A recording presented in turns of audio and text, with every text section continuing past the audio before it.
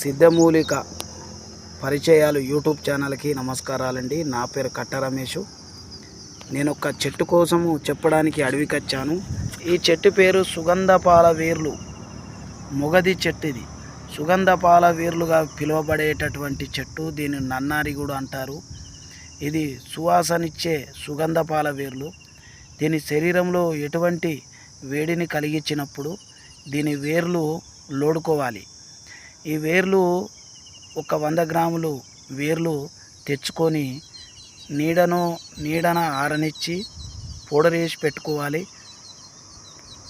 అట్లాగే ఇది 100 గ్రాములు ఏర్లు అయితే ఒక 100 గ్రాములు నవ్వోతు కావాలి. అంటే కండ చక్కెర 100 గ్రాములు, ఇది 100 గ్రాములు, రెండింటిని మిక్సీ చేసి రోజు ఆవు పాలల్లో కానీ మేక పాలల్లో కానీ ఒక హాఫ్ స్పూన్ పౌడర్ కలుపుకొని తాగినట్లయితే శరీరంలో వేడిని నిరోధించేటటువంటి చెట్టు మూలిక ఏది ఉందంటే ఒక సుగంధపాల వేరే. మరియు రక్తశుద్ధి చేస్తుంది. ఇది ఏకమూలిక. ఇది రక్తశుద్ధిలో రారాజు లాంటి చెట్టు. ఇది తీగ జాతిది. ఇలాగ ఉంటుంది. ఒరిజినల్ చెట్టు. ఇది ఎవరు చూపెట్టరు, ఎక్కడ యూట్యూబ్లో కూడా ఉండదు.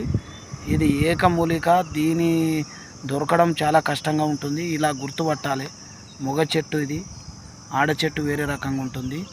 ఇక్కడ చాలా ఉన్నాయి. అడవికి వచ్చాను. ఇదిగో మూలికలు. ఇప్పుడే ఏదైనా దొరకాలంటే ఇలా అడవికి రావాలి. ఇది సుగంధపాల వేర్లుగా పిలువబడేటటువంటి చెట్టు మూలికనే దీన్ని నన్నారి అని అంటూ ఉంటారు. వేరే ప్రదేశాలలో వేరే జిల్లాలలో పిలుస్తారు. దీన్ని నన్నారిగా పిలువబడుతుంది. వీటిని ఏర్లు లోడాలి. బాగా లోపలికి తీసుకొని బాగా తవ్వినట్లయితే అవి లోను ఉంటాయి, భూమిలో ఉంటాయి ఏర్లు. దీని వెనకాల కూడా ఈ మాదిరిగా ఉంటాయి. ఆకులు ఎరుపు రంగులో ఉంటాయి. వెనక వైపు ఎరుపు రంగు వస్తుంది. ఈ ముందట వైపు అయితేనేమో తెల్లగా మచ్చలాగా వస్తూ ఉంటాయి. ఇది ఎంతైనా ఒక 3 ఇంచుల పొడుగు ఉంటుంది ఆకు.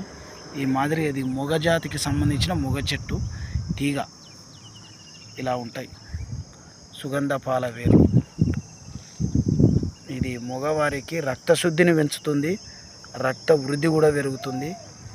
మరియు వేడిని, కొంతమంది ఎండాకాలంలో దీని ఏర్లు కషాయం చేసుకొని తాగుతూ ఉంటారు.